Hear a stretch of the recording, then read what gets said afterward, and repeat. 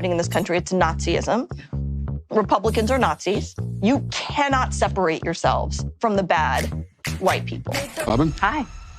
And what's your name? I'm Matt. Matt. Hi, Yeah. Matt. Nice to meet you. Just had to ask who you are because you have to be careful. Never be too careful. They gon' say you racist, but they call everybody racist. And here we go. Hello, ladies and gentlemen. I hope you're all having a great and wonderful day. And, of course, what we have here is, of course, a bunch of racists trying to teach racism. It really is quite hilarious in where we go with this, because we get to dive into the mind, or a little bit of the mind of these people, because they're absolutely insane. I think they're in a cult, and, this is further showing that this may actually be true. Now what we have here is Matt Walsh completely humiliating and destroying this white, woke, insane person, and we'll be going over that. And don't get me wrong, I am not a huge fan of Matt Walsh and some of the things he says or does, because it's, you know, it's Matt Walsh. I mean, he does some very stupid stuff. But credit where credit is due, this man is doing at least some type of good in our country, despite the fact that some of the things he says is really dumb. And what we have here is this. White fragility. Author Robin DiAngelo gets tricked into paying reparations to Matt Walsh's producer, Am I Racist? Documentary. This is from the New York Post. Goes on to say, white fragility author Robin DiAngelo was hoodwinked into dipping into her own pocketbook to pay reparations to a black producer and podcaster what Matt Walsh's upcoming documentary, Am I Racist? An undercover man bun wearing Matt Walsh, 38, goaded DiAngelo into pulling up cash to his producer Ben to compensate for the sins of the past by first coughing up the money himself. Walsh, who had been conducting an interview with DiAngelo for a documentary project while feigning anti-racist sentiments and posing as an activist, summoned Ben after finishing up most of his questions. This is Ben, a producer on the film. I thought it would be a powerful opportunity to speak directly to a person of color and confront our racism and also apologize for the white supremacist systems that oppresses Ben. DiAngelo, 68, followed suit saying, on behalf of myself and my fellow white people, I apologize. It is not you, it is us. As long as I'm standing, I would do my best to challenge it. Walsh then announced that he paid Ben reparations if he accepted, prompting his producer to quip, I mean, I won't turn it down. Walsh then handed Ben a few bills from his wallet. That doesn't make up for 400 years of oppression, but it's all that I have to give, Walsh said. Taking hold of the new cash padding his wallet, Ben, fully in the ruse, explained that he doesn't know if it's ever enough, but praised Walsh for putting in the work, and acknowledged the small progress I think we made today. DiAngelo looked introspective and bewildered as that unfolded. That was really weird. A perplexed and nearly speechless DiAngelo gasped before formulating a response after Walsh asked, did you want a penny? And then it goes on to say, I think reparations is like a systematic dynamic and approach, she added. I mean, I think there may be some people who would be offended by that. Ben explained that he wouldn't turn down cash. I told him looking Walsh then stressed the need to allow ourselves to be comfortable, he underscored. This is something that I can do right now, and asked, why wouldn't I do it? I can go get some cash for sure, she ranted after struggling to beat back Walsh's and Ben's logic. I don't mind if that would be something that would be comfortable for you. After Ben's blessing, DiAngelo then walked over to her pocketbook, pulled out $30, and told him, that's all the cash I have. Thanks, a smiling Ben replied. When DiAngelo sat down with Walsh earlier in the documentary, she asked for quick information about who he was, noting that she has to be careful. DiAngelo's book, White Fragility, Why Is It So Hard for White People to Talk About Racism, hit bookshelves back in 2018 and helped her gain fame as a so-called anti-bias training expert.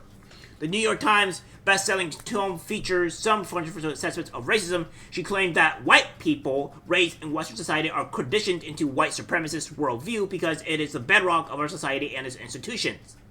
At another point, she wrote in the book, people of color may also hold prejudices and discriminate against white people, but they lack the social and institutional power that transforms their prejudice and discrimination into racism. The impact of their prejudice on whites is temporary and contextual.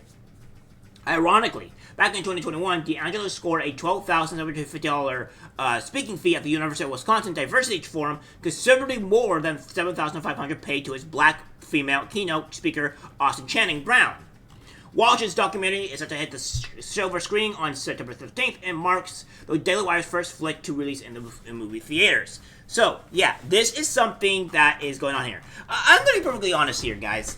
These people are con men. They're con artists. They're people that really try to exploit ignorant, dumb people, white people specifically, on racism. And I'm gonna keep it a buck 100 with you all. Is there racism in this country? Yes. Is it anywhere near as much as it was decades prior? No. And another thing I would like to add too, if there is so-called racism and there is, what we would call, preventing you from buying houses and stuff like that, perhaps you might want to go to your governor or your city, and that, especially in today's climate, that business will be immediately shut down and go broke within a matter of weeks. So I don't know about you, but any type of racism is not tolerated in this country, and I hate to break it to you all, but it's just not a thing. Nobody that I talk to, go around with, is talking about racism this, racism that. It's just not something they do, but of course these people have to get off of stuff like that from these comments. And of course we have how Matt Walsh exposed America's top DEI experts as an empty vessel in his new movie, Am I Racist?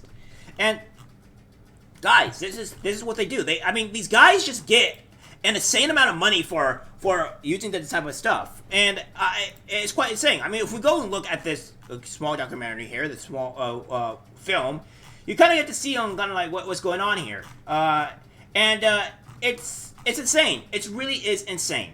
White participants in the group feel that there's something in themselves that they have to overcome, when all that's being requested of you is that you be.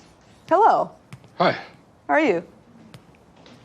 How are Sorry you? about that. Oh, no problem. You good? Yeah. Yeah. Remind me of your name again. Steven. Steven? Yeah? Okay. Did you want to come up? Come up? Yeah. Do you want to come up and share anything? Sure. What do you want me to share? Whatever's on your I mind. just want to know that, like, my physical safety and yours and everybody else's here is okay. Why would your physical safety not be okay? Did I miss something?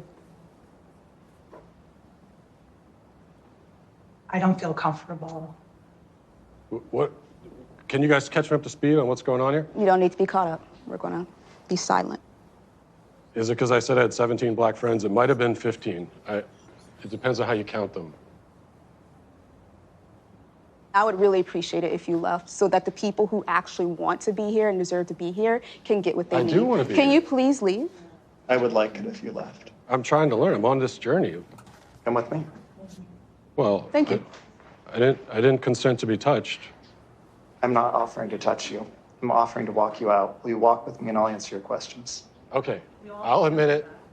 My name's not Steven. Maybe you already knew that. My name is Matt Walsh. We know.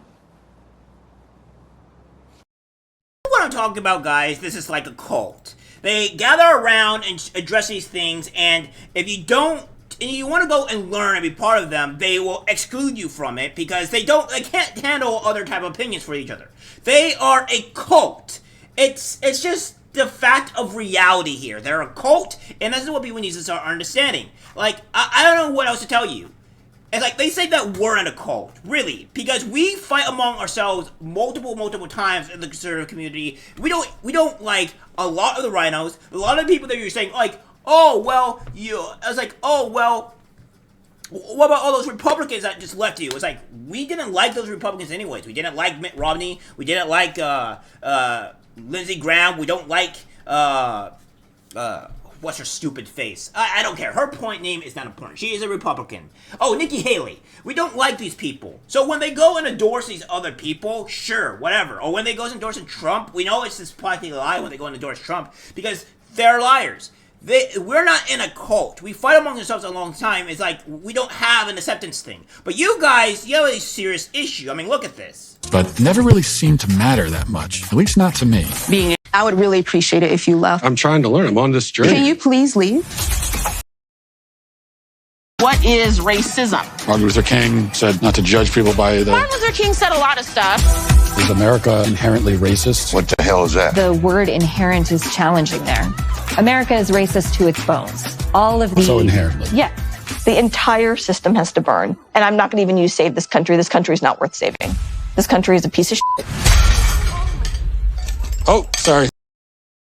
Yeah, so, again, the point being here, guys, the point being here is, oh, this country is inherently racist. Is it? Because if it was inherently racist, why would we have anti-racist laws?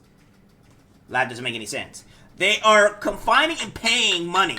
They're paying money to be in a seminar that tells them that white people bad and black people good. Pay black people and honor black people on an altar, and then white people bad. Shame white people. Like, this is what they're doing. And you think this isn't having a problem on their psyche, on anybody's psyche? This is insane. And by the way, guys, I will go and watch this. I will go and watch it with you. I probably won't go and see it in theaters, but I will definitely go and sit down and watch this with you guys when it gets released. And we'll sit down, we'll watch it, we'll chill, because this is something that needs to be talked about, and we're gonna have commentary. I'll even try to get somebody on this, maybe the Quartering, if I can. He probably won't even listen to me. I'm a minuscule guy, I'm living in a small field, but or somebody else of my own guest that I could probably bring on, because this is something that needs to be talked about and deliberated upon, the actual documentary in itself. And it's something that I just really have an issue with, and with these cult-like people. So, yeah, it's quite hilarious. He managed to trick this person into giving them money, which is hilarious. That's the great thing about all of this, is that they were tricked, bamboozled, if you will. So, and it's quite hilarious. These people are fake. These people are frauds. They're actual con men. They try to scam you out of your money, and I wouldn't even recommend these people as even intelligent morsels. So, yeah. Alright, guys, that's it for the video. Like, subscribe, share. As always, take care, my friends. I'm disgusted by what I see in public. Even people closest to us can't be trusted. Cause it's algorithmic disease, the social media.